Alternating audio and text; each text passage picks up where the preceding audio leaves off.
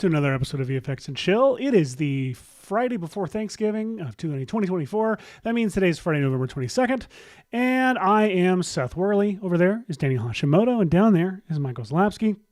We are very excited today to be coming to you and talking about how to train dragons, specifically live action dragons, when your dragon has previously been 3D animated and textured and styled for 3D animation. Hashi, first off, how are you doing? Seth, I'm doing well. How about yourself? I'm great. Michael, you're good? Great. Hashi, my question is this.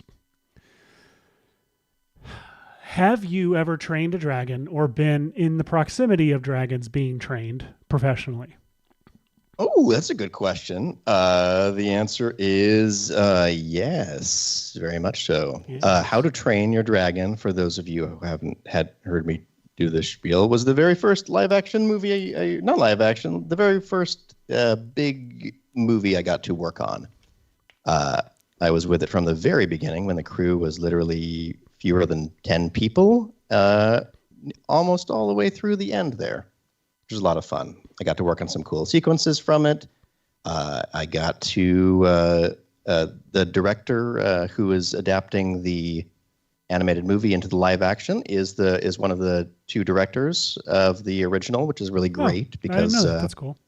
Yeah, so like he's just getting a chance to like revisit the material and do it in like a slightly different way, and yeah, it sounds like he's having a really fun time doing it. So yeah, you know, I love this movie. It's very special to me. Oh, it's so good, and the score. And you know what? Why not? Let's have a live action version.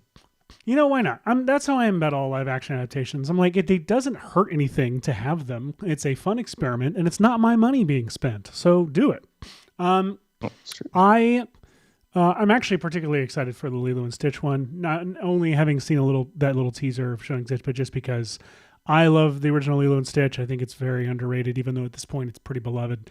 And what's kind of cool is that Chris Sanders directed Lilo and Stitch and is adapting that into live action.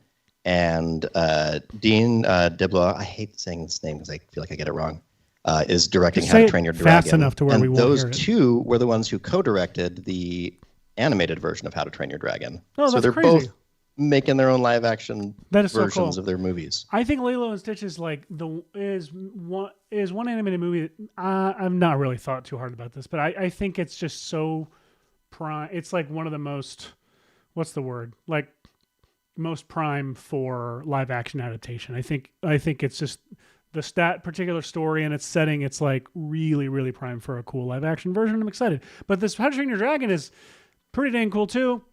The original is great. The design of Toothless has always been great, and I really like this approach that I brought up Lilo and Stitch because I thought they did the same thing with Stitch there, where it feels like the design is really, really like accurate, like and faithful to the original, to the point that Toothless looks almost like they just took the same. It looks like he's like ripped from the movie. It's like someone like filmed live action portions and like modified it into live action. Yeah. Which would be a fun idea. The Toothless model is just like, it has a sheen to it that's not in the 3D animated version. Like there's a something got some about translucency to the inner eyelid. I feel like the shaders were updated and everything else feels the same. That is what it feels like. Now, I do want to point out, yes, Nathan Prescott, the dragons are still CGI. You're right. We are saying live action. Computer graphic animation. I forgot we had that. That really threw me off. I forgot we had that. It's like, what happened? You're right. The dragons are definitely CGI, definitely, and they are.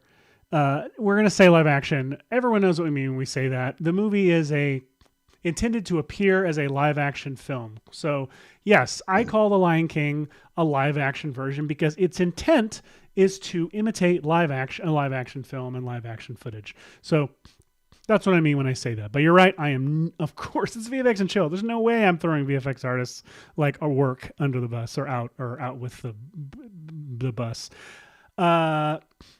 Justin, you're 100% right.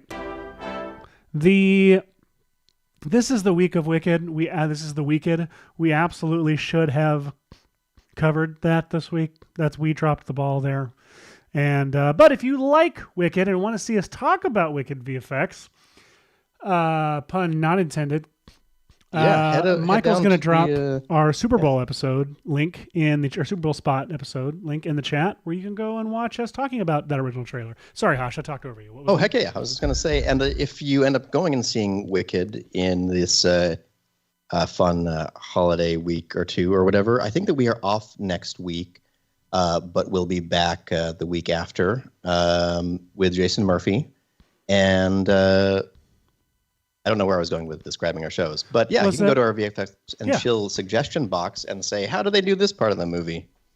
Because I promise you, it wasn't with live action. I actually need to look and see if it wasn't to the suggestion box, because we did bring this up earlier this week. We did a surprise little episode.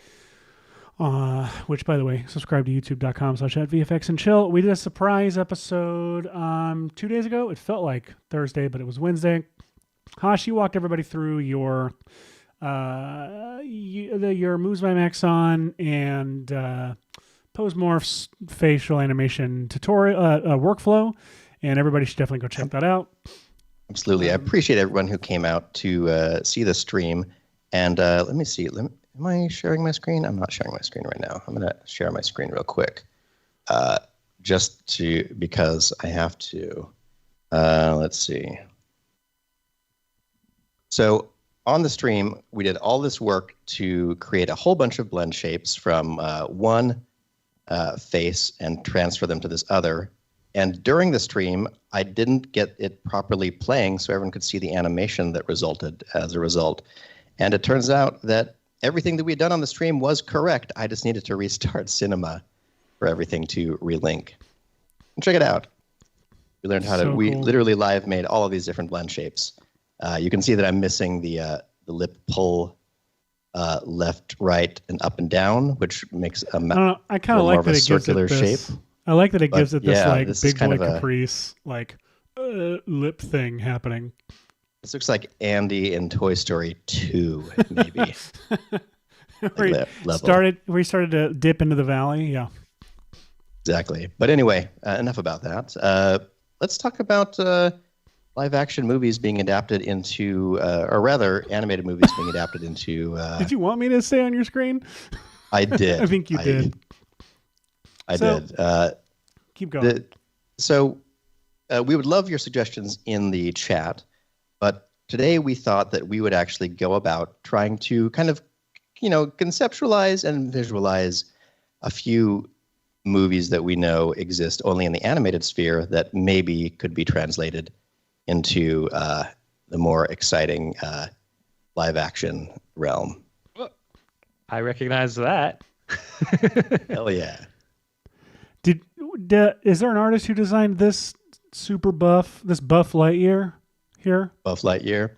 That would be, I guess, Microsoft. I don't know. This is I don't know if it's specifically Master Chief, but this is that was Master Chief. With a handful of just a Neil Armstrong astronaut helmet thrown onto it. Yes, and in fact, this is actually a cosmonaut. Sorry. Including it still has the. Can I just say, in the case specifically of Toy Story, it's funny that we've got the toy version of Toy Story, and then we have the Lightyear, which is like the more realistic but still 3D animated cartoon version of it. But Buzz looks so different in both of them, and just imagining a live action Buzz is quite fun. Hey, David, to answer your question, we're streaming in like 6 different places, 5, 4, something like that. Several different places. We're on the Maxon Training Team channel, the Maxon channel. VFX and Chill, Red Giant, bunch of different channels. But the main chat is happening over at youtube.com/@VFX and Chill. So if you want to hop on over there, your surname will come through when I pop your comments up as well, if you're on that channel versus the other ones. And we love chat participation during the show. So if you watch on that primary channel, Seth and I will be more able to see those comments come through. Michael will try to catch anything from all of the different channels we're streaming to. But if you have questions about the original How to Train Your Dragon and what that production was like. I'm happy to answer them. And if you have any questions or suggestions about what animated movies you like, that would be an interesting challenge to adapt to a live action version. Yes, that is what I was going to. That is what we're physically doing today. That is what I would love. I would love for you to, you there at home, to go into the chat, go on youtube.com/VFX and chill, and please comment an animated character, animated film, whatever that you would like to see us today attempt to create a, quote unquote live action look for. Now, we're obviously not adapting. Justin has films. Justin is mentioning the Minecraft trailer and is wondering about our thoughts on the new trailer and how much better it is than the other one, which is something that's, I mean, I guess you could consider Minecraft animated in as much as it is animated, but just it's a video game. Not get it out of here. No, I mean, I haven't seen it yet. I haven't seen the new trailer I think that we already kind of demonstrated that if we were to do a similar thing with Minecraft, to make it more live action, this is where we would have gone with it. Yeah, absolutely. Now, don't speak any more about it or we'll spend the whole show talking about it. We cannot let the viewers dictate everything we do on the show. We have to teach them things. So, Hashi, do you want to walk through your process for the Woody that's in that reflection there? I would love to. So, should we pull up the clip? Yeah, we should. I forgot that you shared that clip. You might as well. Give me 1 second. Just. I didn't know if I was going to work up to it. I happen to have something kind of done before the show, which is fun. I'm so sorry if you had proclaimed a plan and I didn't. I had not at all. I have to find. Oh, Iron Giant was on my list too.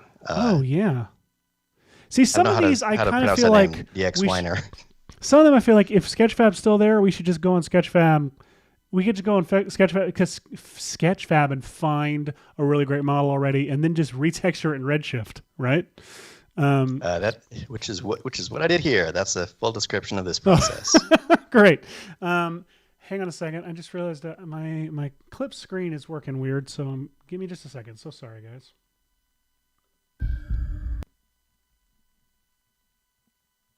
While Seth is figuring that out, we have a number of suggestions in the chat for live action-y things, including Jimmy Neutron from Brian the White, Watership Down from Frigby Chillweather, saying the original scared the heck out of him as a child. Oh man, Watership Down. Bartlett Idea Company is a company full of good ideas, including Emperor's New Groove live action.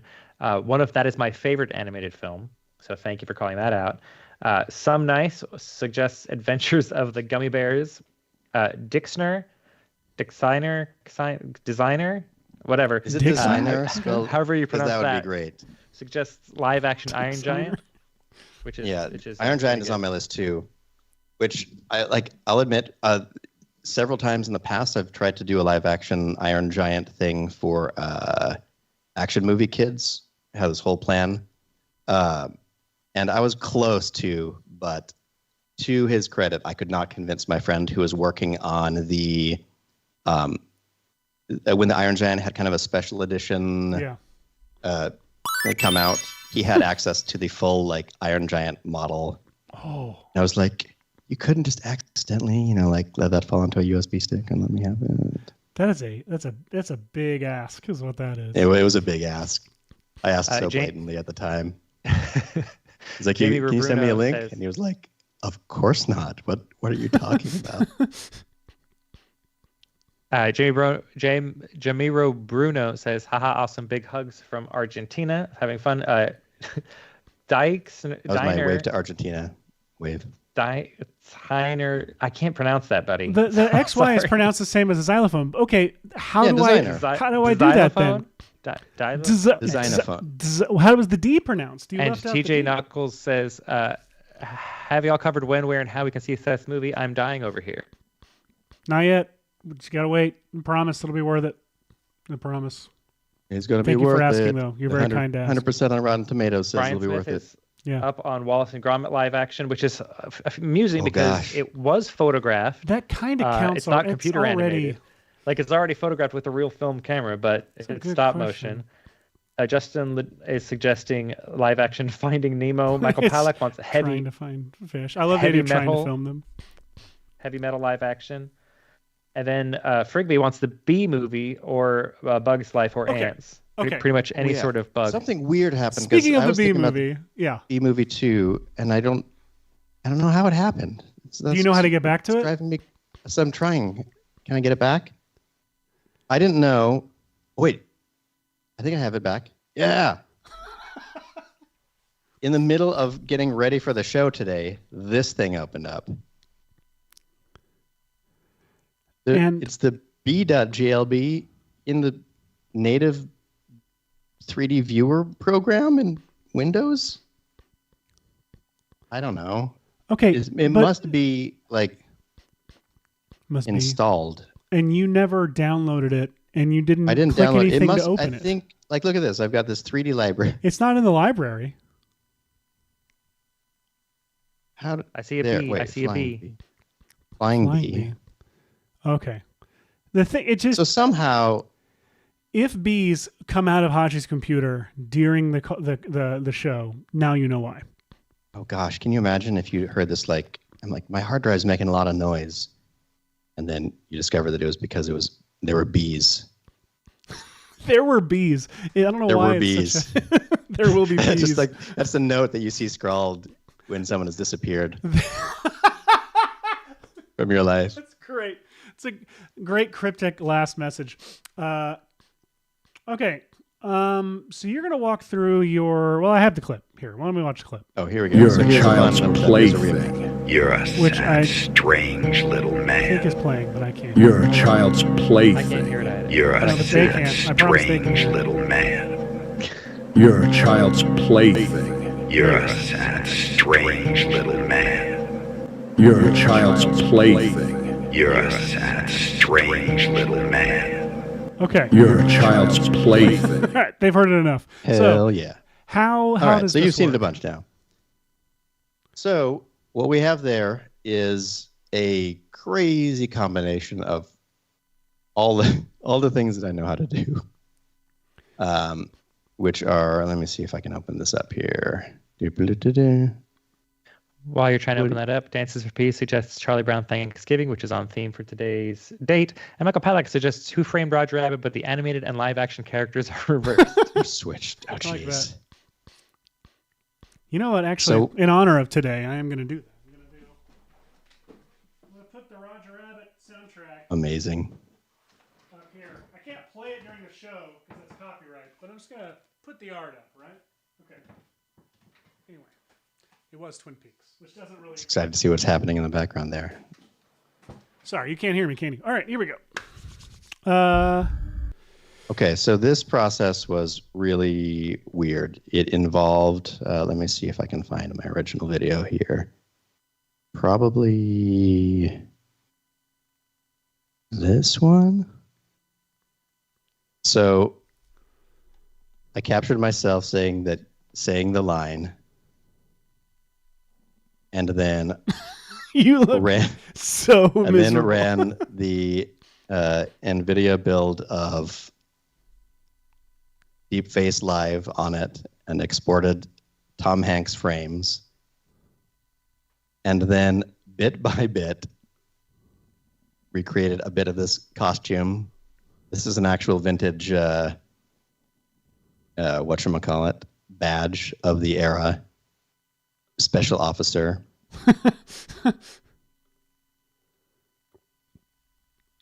And then here we go.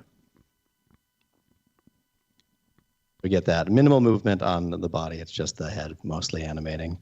And then for the buzz shot, I got to create one of my favorite ridiculous things that I've ever made, which is, I forgot I was doing this at one point.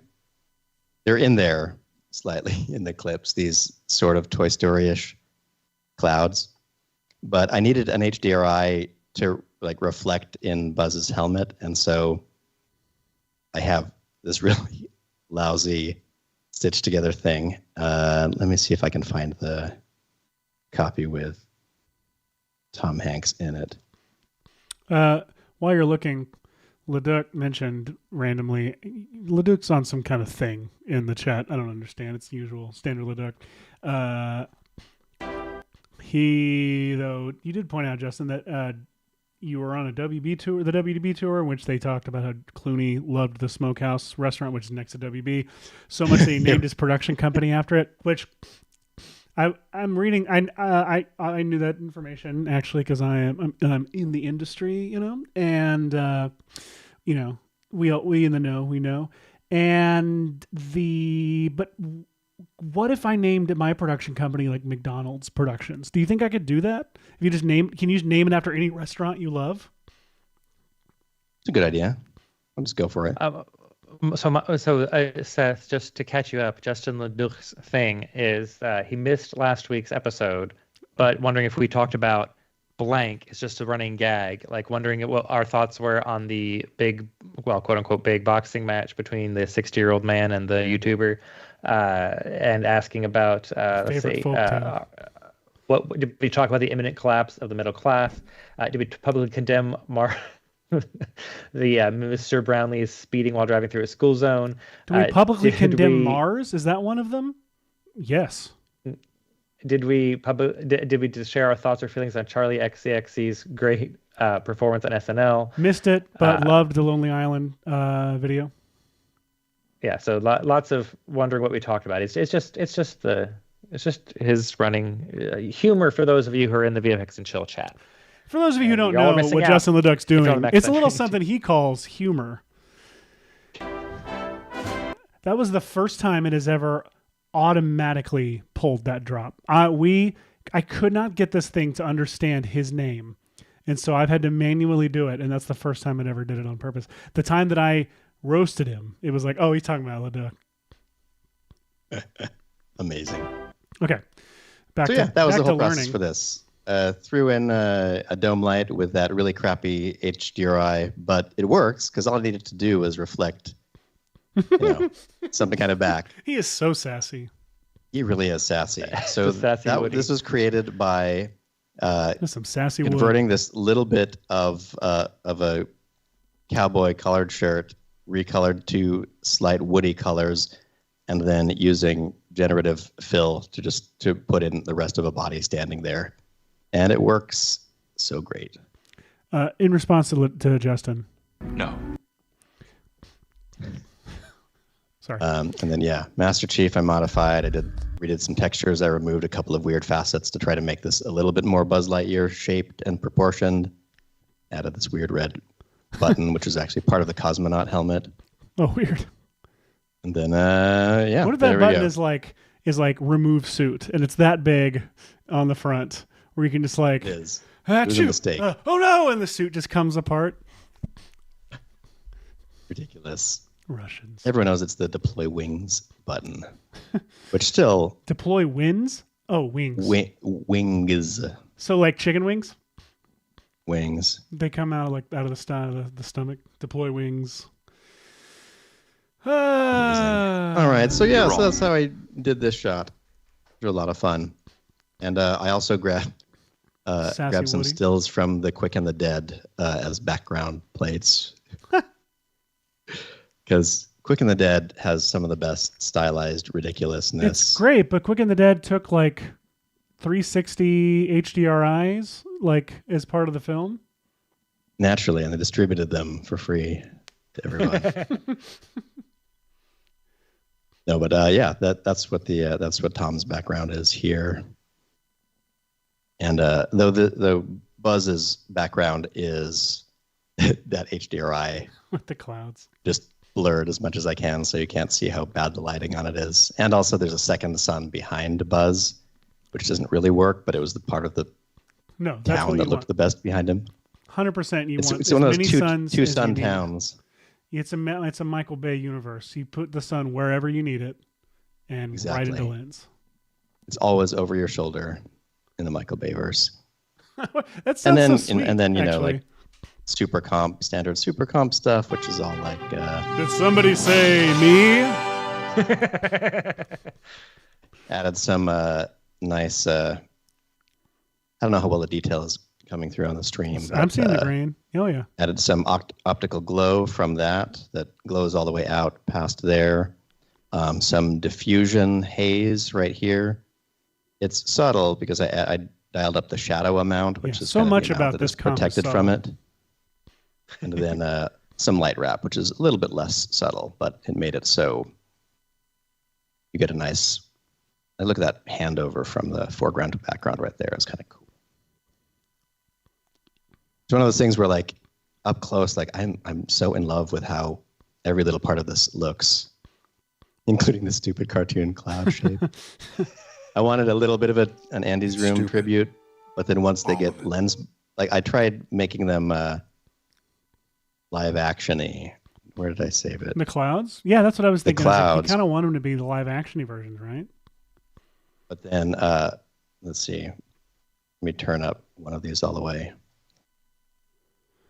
Yeah, like I made them more photographic, but as close to the shape as possible. But then when you dial them down, so you just see the silhouette, they just basically become 2D again. Yeah, you're 2D. right. So, didn't work. Not everything works. But that's enough time on this. We're at 30 minutes in. Should we take a break and maybe get ourselves reorganized over here? That's a great idea. We'll be right back after this.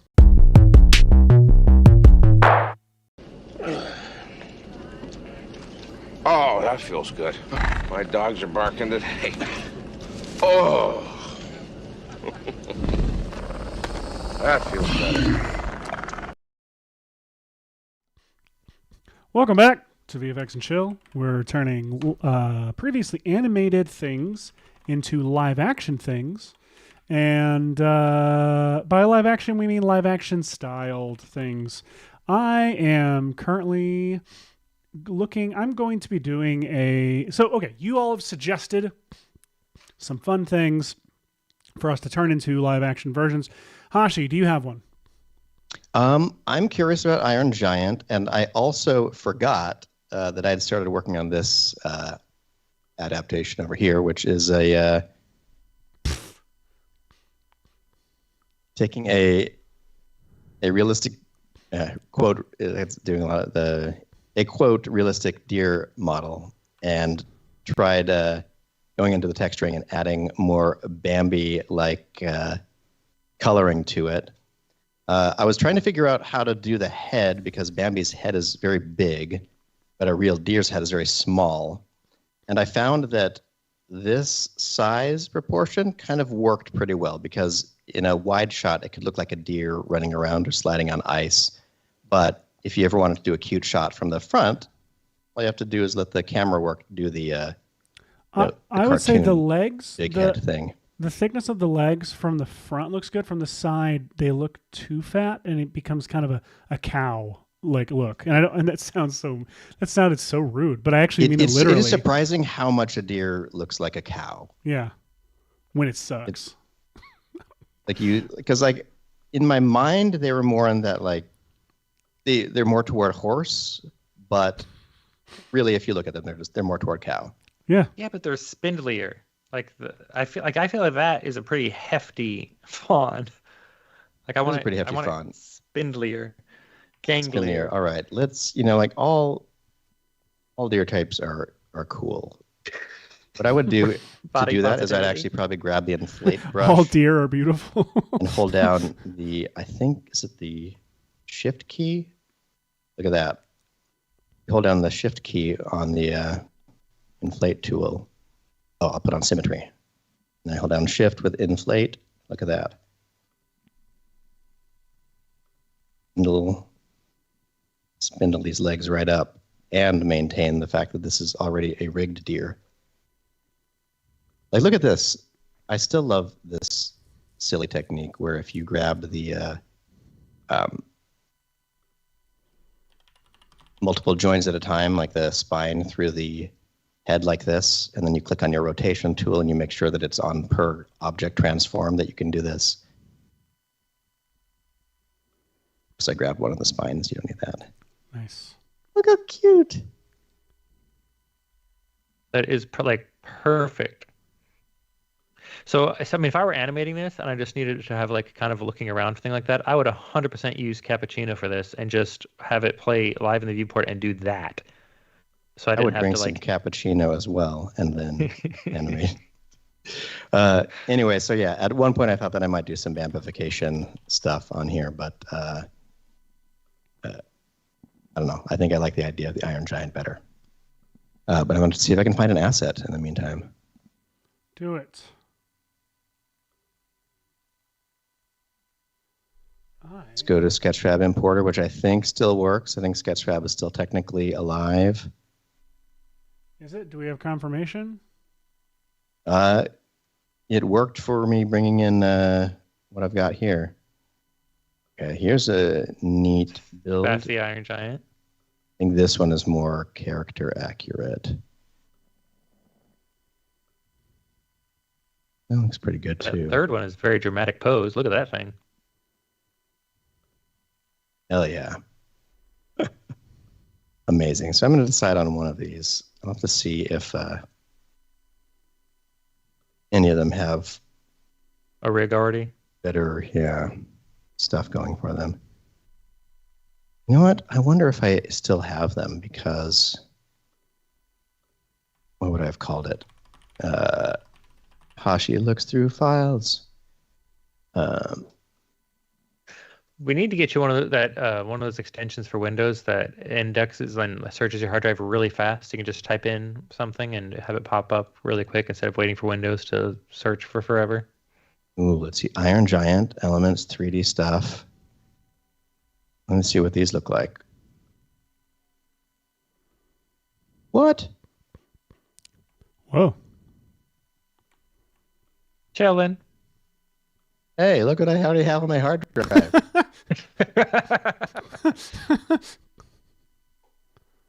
Okay, the thing that I remember about this was that this was before I knew what topology was at all. So the problem I have here is this version of the model that I was playing with, I got all these weird, I don't know if they are caused by the normal map, if they're caused by low polys getting stretched weird. A whole lot of things could create this. Select that part and go to the normal tag and see if changing it to like angle weighted on the normal tag works. So select the piece that's giving you trouble. I also didn't know how to connect objects. Look at this.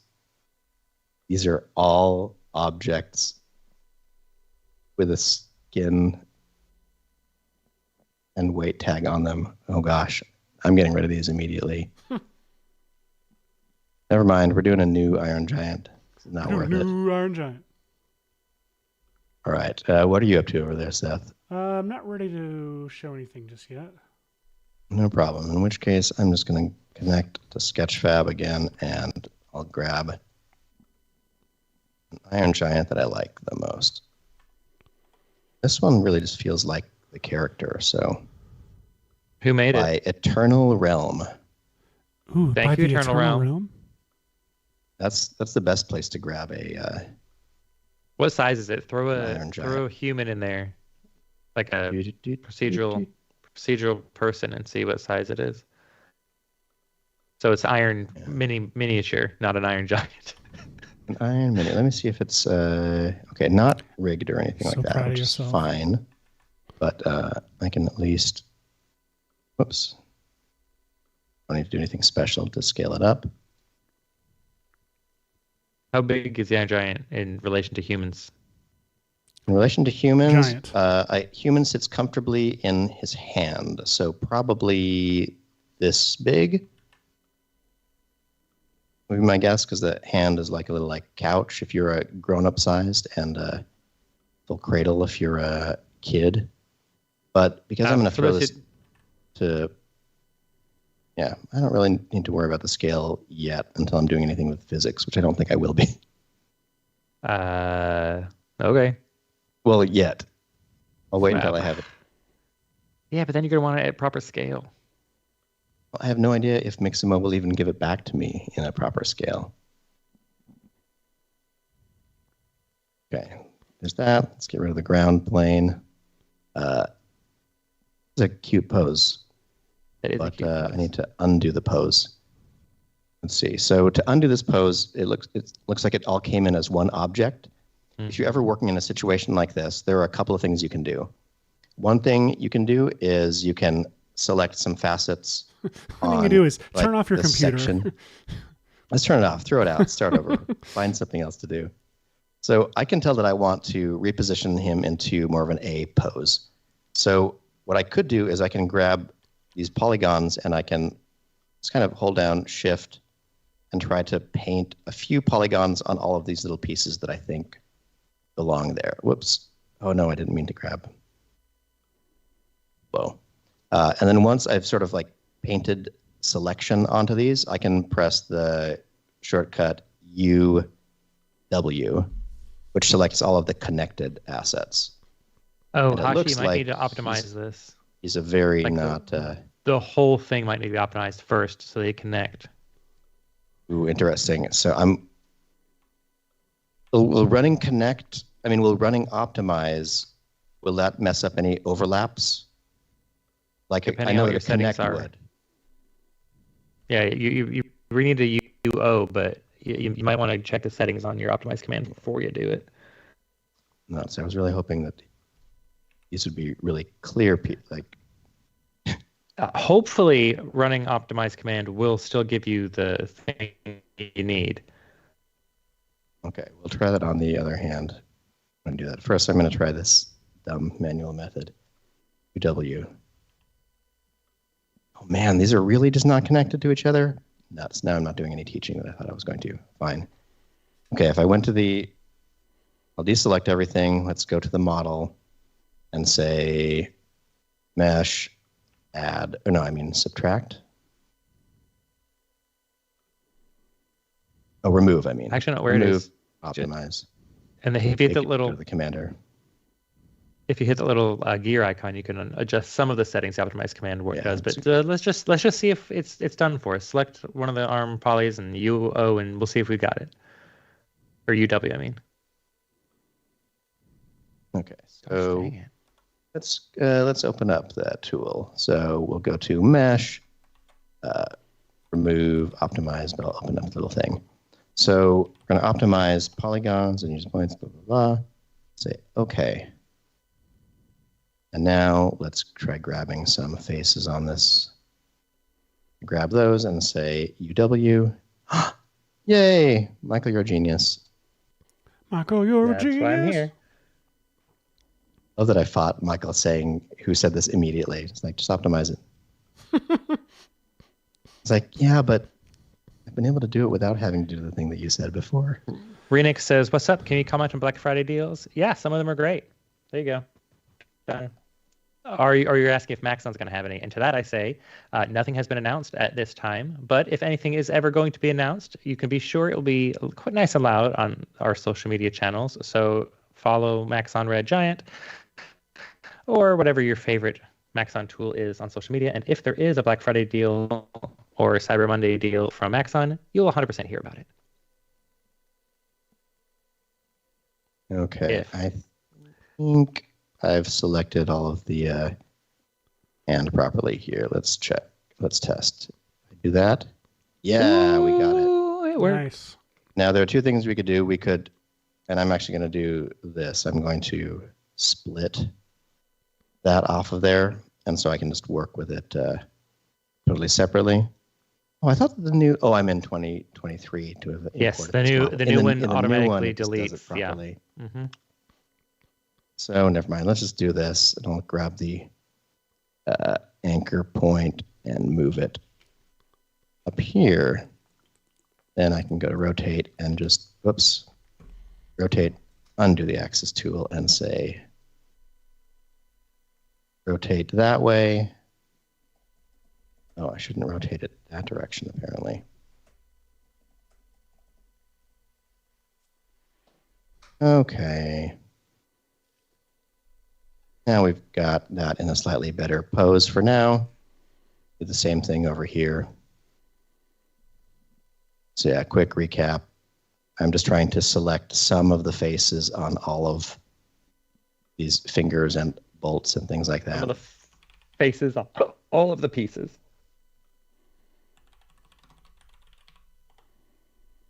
that.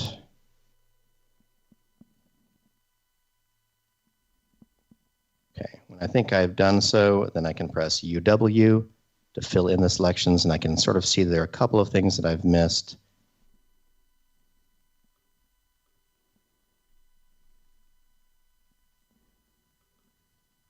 Okay, that looks closer. Do you think that's everything? Do I think I have these pieces?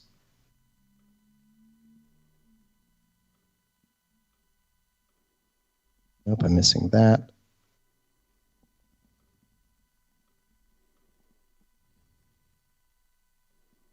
Okay. Sorry, everyone. This is not a very exciting process to watch, but it is a very useful tip for if you import something like a car and everything. Well, I tell you what, I might be able to show something. Ooh. So here I've got this, Jimmy Neutron, as we remember him, right? He's got the classic giant forehead, the giant hair. We we love it. We love him. We love him. I am in the process, real quick, I'm trying to open this back up. I found a model on Sketchfab by Patrick Ambrose 2840. A great starting point. There's Jimmy Neutron in his classic cross-eyed T pose. And it downloaded as an OBJ. I'm opening it back up. So this is what he looks like right here. So he needs some work, right? Now, I don't know why his colors come in like that. I don't know if that's light or what that is going on, but he looks like he's more orange than usual. He's running a low-grade fever. So why don't I real quick just show you kind of the result that I got, and then I'll walk you through. So, well, actually, look, Hashi, you gave me this really great, let me find it. I am not super comfortable in Redshift yet. I don't know a whole lot about how to do it correctly. About how to Redshift. How to Redshift. If you want to learn how to Redshift, Ellie Wade is your girl. There's an amazing... There are short videos that teach you just specific things in Redshift, and there are some good overview videos. And Ellie is an awesome teacher. And like many of you out there, like Ellie applied to Maxon not having used 3D software before, and now teaches it at an insane level. Absolutely nuts. Insane. While playing football and running. Or actually incredibly disciplined. It is really it's disciplined is what it is.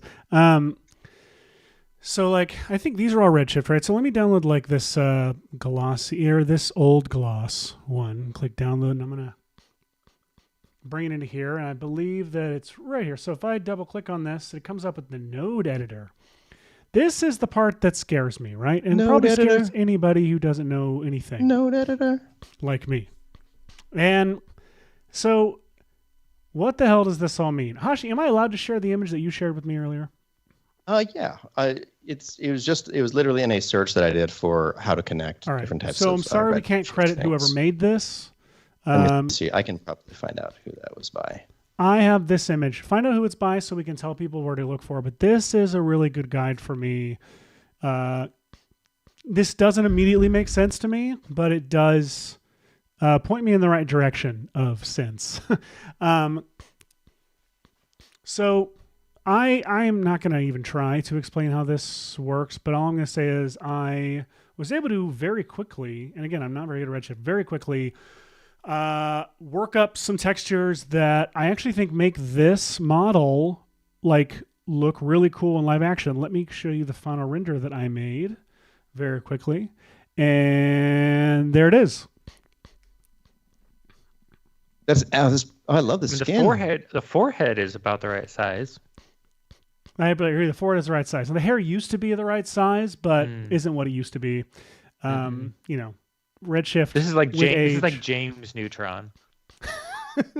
Rick Neutron. This is like his brother. Jimmy is my father's name. Anyway, Hashi, you got any ears working at all? I'm sidetracked trying to find that chart. I'll tell you what. Why don't we take a quick break? We'll be right back after this. Love it.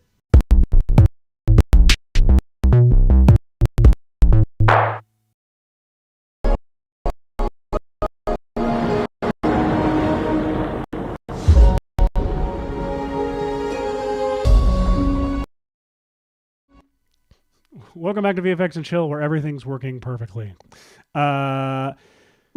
Did you find that thing, Hash? I found it and then I lost. It's the user named 531, and let me see. Here we go. I think my screen is okay to share. Great. So yes, user 531 on in the Cinema 4D subreddit posted this handy chart, which is basically how to connect PBR textures correctly to a Redshift material. Like mainly your Redshift material will look like this one little box over here, and it has inputs for, color, rough. Let's see, I could actually probably just show this in the actual program, maybe easier. Let's see, I have, right now what I have open is my old version of Cinema that worked with the, whatchamacallit, the Sketchfab plugin. I'm gonna dive over to my, the newer version of Cinema, and I'll try to open up that Iron Giant that I just saved. So what I've got here very likely is if I go to the materials, I probably have a standard shader that just seems to have a reflectance base color in it. So if I click on that little folder sign, it'll actually, if I click on the image itself, I can go locate image, and I can see that's right here on my drive. But if I wanted to create a new texture for the Iron Giant here, here's what I could do. I'm going to make sure that in my render settings, this came in from the old version, so it says standard, but I go to my render settings and say Redshift, and then I can close that. That means that it's now going to be looking for Redshift textures, and by default, will create a new Redshift material instead of a standard one. And just like Seth was saying, when I double click on it, it opens up the node editor. And so this node editor can seem intimidating, but really it is that there's an output for what happens on screen and in your render, but the material, most of its information lives over here, and it's just sending all of its info over here to the output and what gets rendered. The reason why there are two things like this is because you may want to factor in things like the environment and its lights and add contours and other things that are sort of that happen to it, but not necessarily go into the material itself. So I'd opened up my texture here, and it's just this little piece of color. And I think that in this case, what I would do is I would drag it right into Redshift like that. And then I can link the output color from it, if I wanted to, directly to the color on the Redshift material like this. And let's go ahead and replace it, and you can sort of see the difference. Here is, now here's my Redshift material applied. You'll see it's a lot shinier, and there's some other stuff going on that look a little bit different than how matte looked before. To control the matte in the simplest way is you can just go right to that standard material again, and you'll see that right here, by default, there are some sliders that you can deal with right here, like the reflections weight. If I turn the weight of the reflection down, it shows how much something is reflecting in the texture. So if I turn that down to 0, you'll see that all of the reflection goes away. I actually want it at 1 because I want light to be reflecting in this thing, but I can look at the next value, which is the roughness, and I can dial that up if I just want something standard, like I know I want it to be not so glossy, a little bit more like this. Okay, because in the real world, everything is reflective. It's just how rough is that reflection? Like, is it going to be crisp, shiny, or is it going to be so diffused you don't even notice that it's that's reflecting? Yeah, it all depends on how rough you like it. Where's the essential Star Wars when you need it? But right here. Like, but like, I mean, all we ever see in the world is reflected light. Like every single bit of light you're seeing is, for the most part, is reflected unless it's in it from something emitting. But like everything on the desk that I'm looking at, it's all reflected. It's just some of it's shinier than others. Precisely. So this is the simplest. If you just had the color of the object that you want to be ported through Redshift, this is all you need to do is literally drag the image right to here. The other way you can import an image or access many other Redshift functions is while you're in the node editor, press C, and that'll bring up this little search right here. And I could say something like texture, and you'll see that one of the objects that I could add is a texture. And then from there, I can click on it and I can load in, give it a path and stuff. But I like to just drag it from the browser and link things up. The other thing that you'll note is that this is basically just a viewport render view right now. But if you want to see it the way Redshift likes to render it, you can go to Redshift and then start IPR render it right there. Oh, it's not good. Let's see. It doesn't want me to do this when I have multiple instances of Cinema 4D open. So maybe I'll skip that for a second. Seth, I can either close a handful of programs and then I'll show I'll show the next first stage in Redshift what you would do, or if you have something, feel free to. No, I was actually teeing you up to show us the right way to do this. Excellent. Then let me just close down this other copy of Cinema. I'm going to close my current version of Cinema and just start fresh. Just do that. Unlike your desktop. Thank you. It's very very organized. I like that the 3 on the far right are like definitely important. Oh, definitely. My taxes, my review form, and the shortcut to Fortnite that's been uninstalled. So a real portrait of. They're very important. Portrait of a man. What's up, Murph? We're going to see you in 2 weeks on the show, I believe. Coming back after Thanksgiving, I believe we're going to have Mr. Murphy on the show to talk about God knows what. It's going to be great. Whoops. Why did I open my Buzz Lightyear shot? I don't need that anymore. Michael Pawlak has changed his profile picture to that of the oh, yes. great Dave Laurent. Amazing. I almost said late great, but I as far as I know, he's still alive. But since my Facebook is gone, I no longer have a connection to him because I just killed the man. No, I'm saying we were friends on Facebook, so I'm no longer able to see his updates. So I don't know if he's around. Not that once my Facebook got deleted, he got deleted too. It's just different things. Excellent. So the very first thing that I did when I learned about applying, here's how you create a texture. I've hooked up the color to this thing, flowchart, and then I went to Redshift and said start IPR so I can see it in like a better view. This is what I saw. And I was my God. What is this? If I saw this in the night, I would be. This is like Five Nights at Iron Giant's. It really is. FNAIG. Which actually sounds delightful.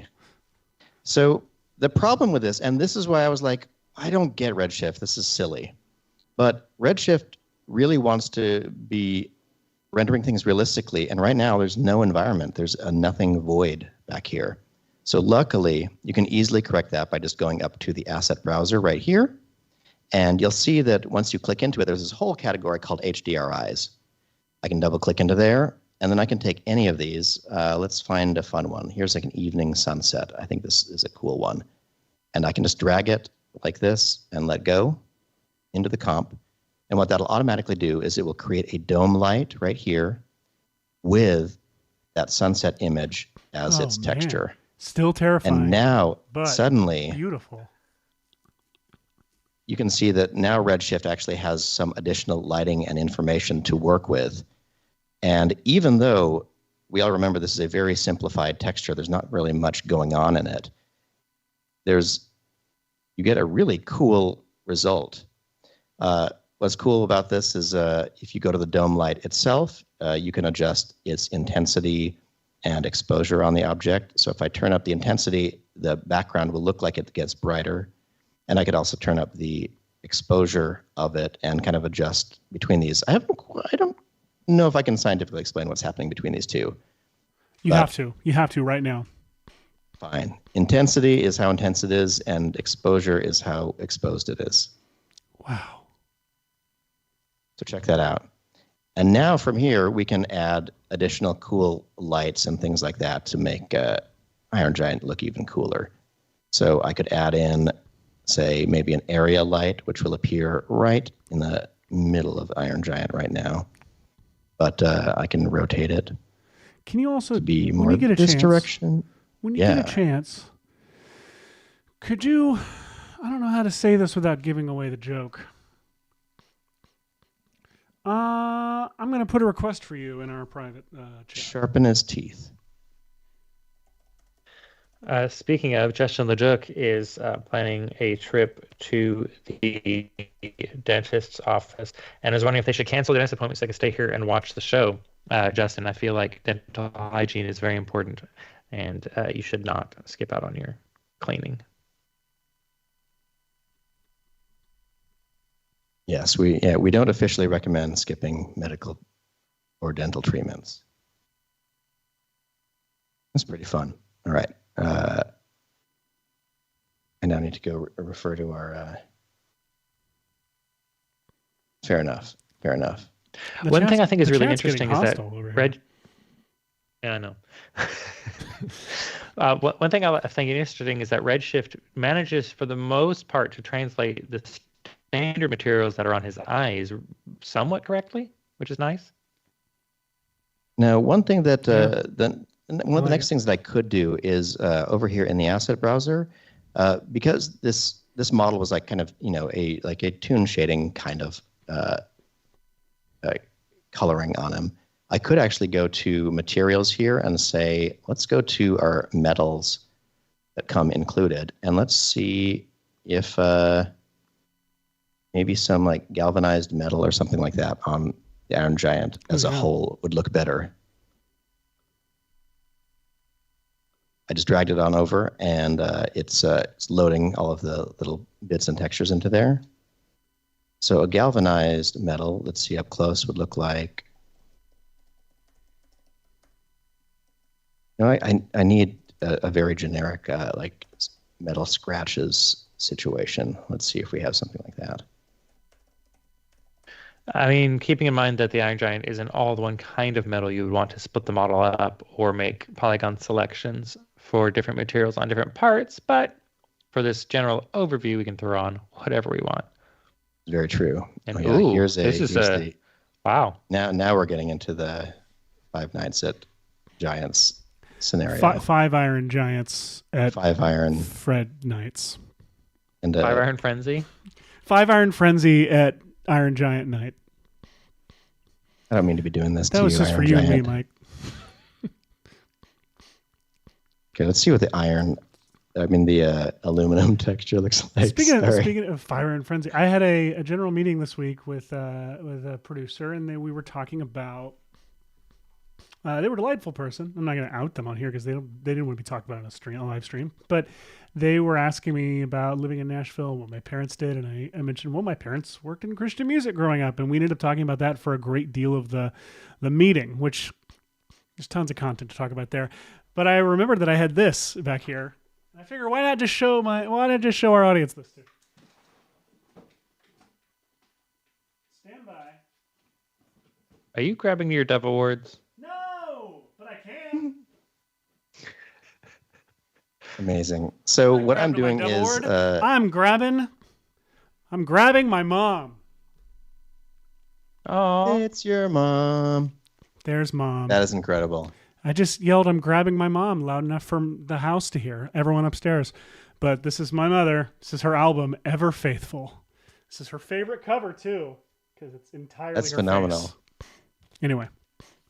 Goodness. I'll put this up on the record record display now in front of Roger Rabbit. All right, back to teaching. So teaching, what I'm doing right now is, since this Iron Giant came in without a whole lot of texture, I'm trying to see if one of the nicely built metals works better just by default on him. And then what I'm going to do is I want to dive in there and take the definitely not built for you need, so he doesn't have good UVs on him for this kind of thing? Yeah, we've got no good UBs. We need better UBs.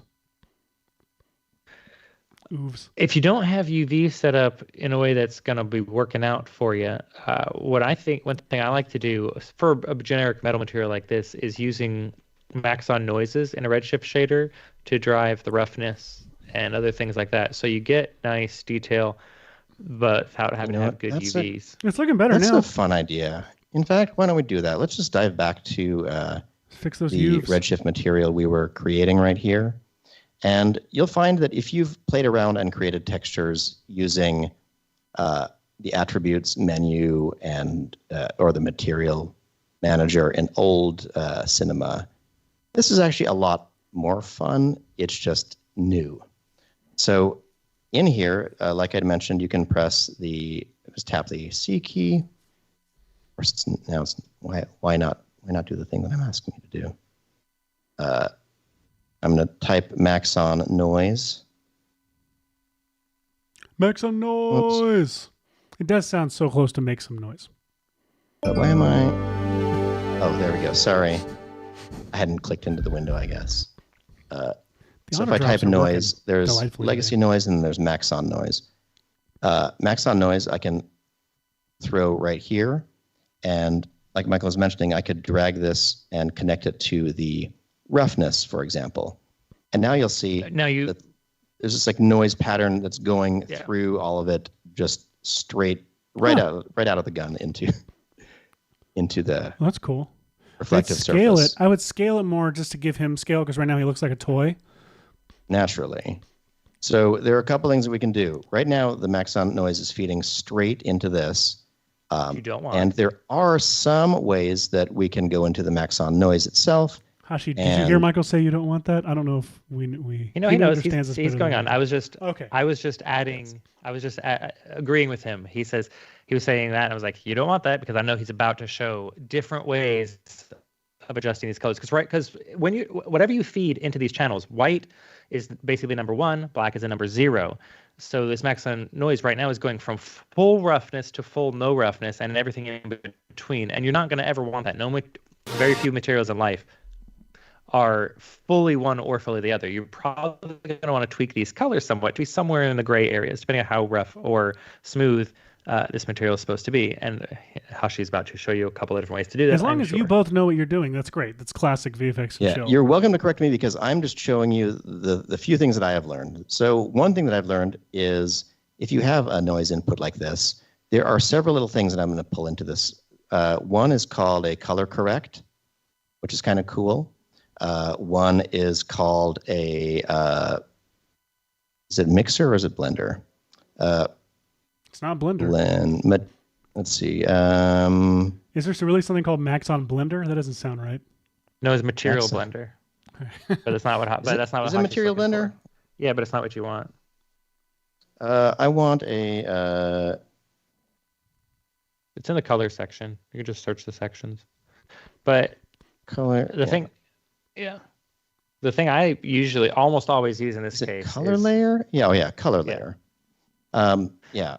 What a color layer does, which is really nice, is you could take the Maxon noise and you can attach it to, say, a layer 1 or a layer 2 in this color layer thing. I'm going to delete that by disconnecting it.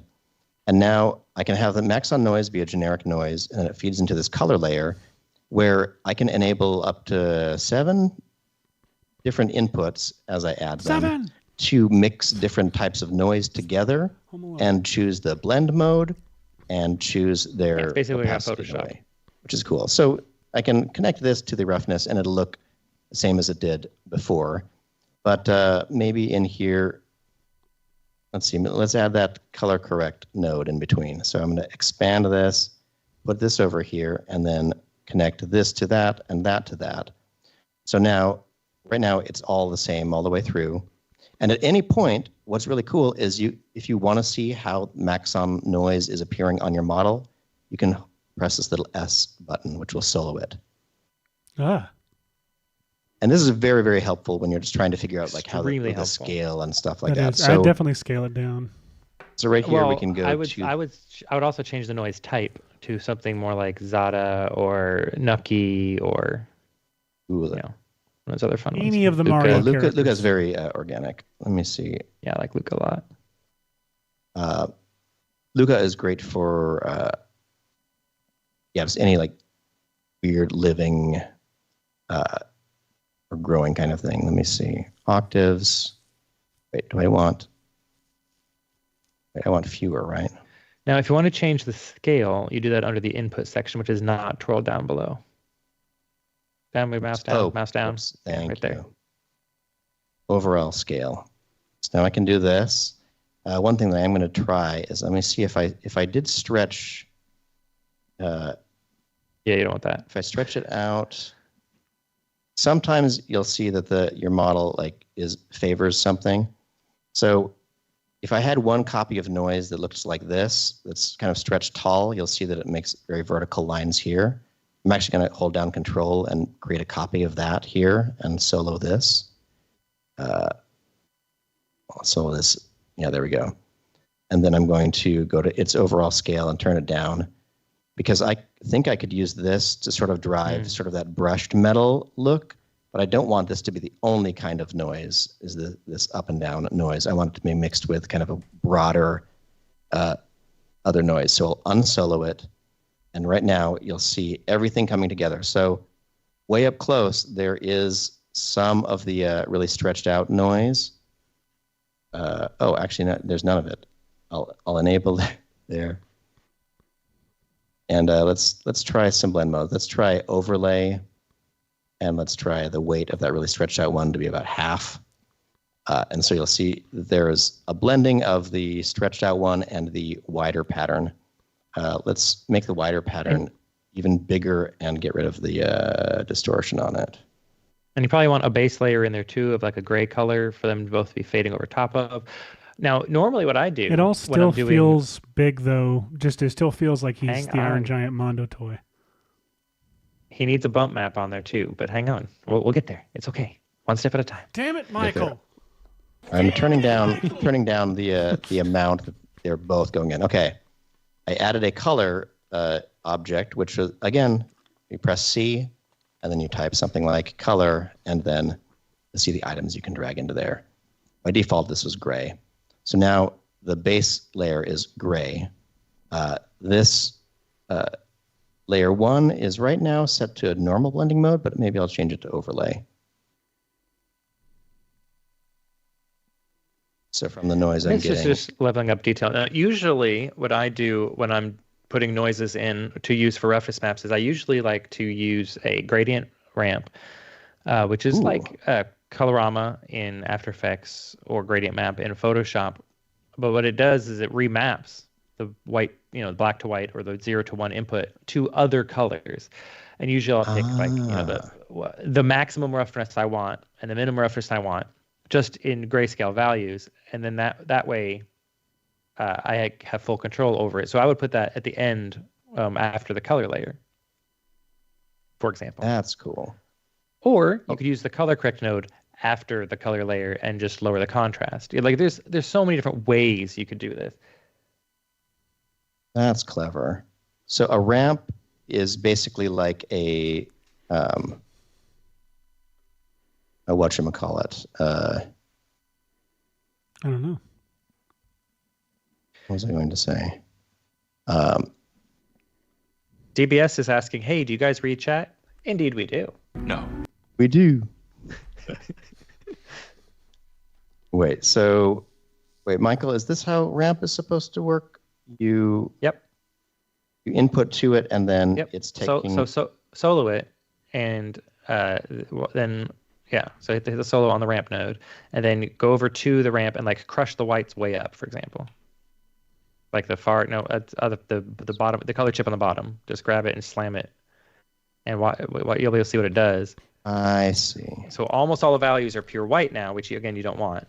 But so you would change those to be, whatever your max and min grays are, and then you can also use it to say, hey, I want almost all of it to be, one level of roughness. But then, gotcha. So it's it's a remapper, like a very custom remapper. That's delightful. Guys, we gotta take a quick break. We'll be right back. I'm Seth, and that's Hashi. Oh, hey, how's it going, man? Ow!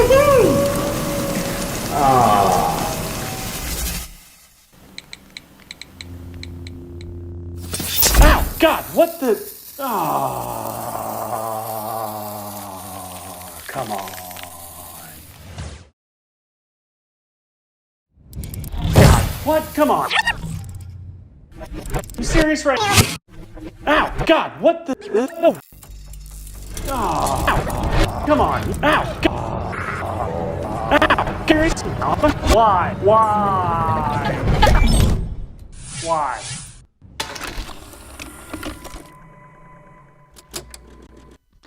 Welcome back. We are turning this Iron Giant into a live Iron Giant. Where were we? Right here. We sure are. With Redshift materials.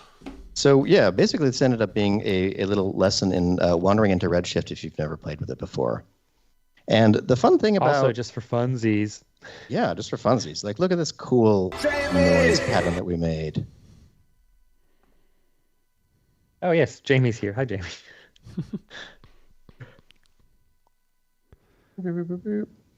Hello. All right, so yeah, as you can see, you could do just a crazy amount of things with this. I'm not happy with another fun thing is you can use one noise like at a large scale to mask a smaller scale noise, so that noise only shows up in certain little patches. So you can have it look like little things dinged it and scratched it in different spots. Like there's so much cool stuff you can do in Redshift layering things up. And what's great about it being node based like this, and why I really love nodal materials, is you could use that masking noise that says, hey, this noise only shows up in these areas as color noise or as a part of a bump map or whatever. So if you need to adjust something, you adjust in the one spot and it feeds through the whole node tree to however many places it's being used. So you can easily tweak and adjust and fuss with stuff. Love it. Could you make him a wooden giant? Oh, absolutely. All I need to do is just go over to our wood materials and pick something fun. Just a reminder, we're in the asset browser. And there's so much good stuff in there, especially if you're a Maxon 1 subscriber. Maxon 1 subscribers get access to a whole world of things called capsules, which might include Redshift materials, could include models, could include some very cool node-based assets that are like modifiers that you can put in your object manager to procedurally affect your models and splines and whatnot. Now, Maxon, being nice, gives about half of those Maxon 1 capsules for free to Cinema 4D subscribers, but it is a Maxon 1 feature, so enjoy. All right, I'm putting them outside now. Wonderful. Now, I don't know if you saw in our chat, I had made a little request. I don't know if you were possible. I did see your request in there. And I ignored it. Well, let's see. Let me quickly rotate the... That actually, I gotta tell you, the wooden giant looks pretty freaking great. Wooden giant does look cool. There we go. I just wanted more lighting contrast on here. Or more directional lighting. Look at that. Hey, That's I know cool. that spot. Look at this. We've been there. DBS is asking, have you guys covered any jewelry rendering animation stuff? This is, Maxon has on some of their other streams. This is more of a VFX. Yeah, it's a good question. This is more of a VFX stream, so I don't remember us ever covering jewelry stuff on here, but go on to the Maxon training team YouTube channel and the regular Maxon YouTube channel and have a search for jewelry. I'm pretty sure we've had some presentations by artists who do jewelry work at SIGGRAPH or IBC or NAB. Those would be on the Maxon YouTube channel. And if you want some actual straight up training on it for a more organized session, that would be on the Maxon training team channel. And of course, if you go to maxon.net, at the very top under learning, there's Cineversity. I think there's some jewelry stuff in Cineversity as well. But so while we on this VFX and Chill show haven't done a lot of jewelry stuff, Maxon in general, I believe, has. And there's some places for you to go to look those up. And then Nick Smith just dropped the winner of the best comment of the day for me, which is, can you make him an orange giant? And now I want to drop for the Iron Giant, where we put Aaron Rabinowitz's head on the Iron Giant. I'm absolutely going to have that next week or when we come back from Thanksgiving. I'm going to spend my entire Thanksgiving making an incredible... No friends, no family. Yes, no friends, no family, only Aaron Giant. Oh my We used to have gosh. this joke with Nick Campbell and Dave. Oh, what's Dave's last name? Dave worked at Grayscale Grill at the time, but it was Nick Campbell and Aaron Rabinowitz, me, maybe Chris Schmidt. We were in Vegas one year at an NAB. We got Chinese food, this really nice place. And Aaron couldn't stop talking about how much he loved orange chicken. And we all thought he was saying Aaron's chicken. And so he was just going on and on about how much he loves Aaron's chicken. And that's been one of my favorite things forever is Aaron's chicken. All right. All right. Speaking of Chris Schmidt, TJ Knuckles pointed out that Rocket Lasso did a deep dive into gems a while back, and I believe on their Gumroad have some gem models you could download. Killer. So over here in the show chat, Seth was mentioning that we have these handy things that are, if you click on any object, you can say simulation tags and say pyro emitter on them. So I decided to quickly add. Before you hit play, turn off your Redshift viewport. Oh, good point. Because you won't see it. Because you don't have I haven't built pyro a shader Redshift on there yet. Yes. So if I throw a pyro emitter, for example, on the eyes object. Yeah. That was as satisfying as I wanted it to be. I just wanted Fire and Giant. Fire and Giant. Now, what's fun about these tags is that they're so easy to apply. So I could drag maximum VRAM used. Fine. I love when you make an entire object a pyro emitter and it gets engulfed in flames. It is amazing. And by the way, like this is calculating it at the scale of the tall full iron giant. Oh my gosh, that's nuts. Which is actually so finally full giant. It is helpful that he is at the right scale. I think this is a great place to end our show. I hope that we have learned a ton of things this week. Is there anything else that we want to talk about before we go? I don't think so. Keep your suggestions coming. Please reply to send us comments, send us suggestions at the chill box and stuff. And I think that we can, we'd be happy for more live action adaptation suggestions or VFX questions in general. Questions about, who on the How to Train Your Dragon crew was cool and who were messy. And yes, ask us and we'll figure that all out. Absolutely do. Guys, have an absolutely wonderful Thanksgiving. And I'm saying not just to the audience, but to you two guys. I love both of you and I'm very thankful for both of you. Happy Thanksgiving. I'm thankful for you too. Oh, we love all of you. Everyone, please remember to VFX and Hank all week. We'll see you in 2 weeks with our own pal in the comments, Jason Murphy. Goodbye.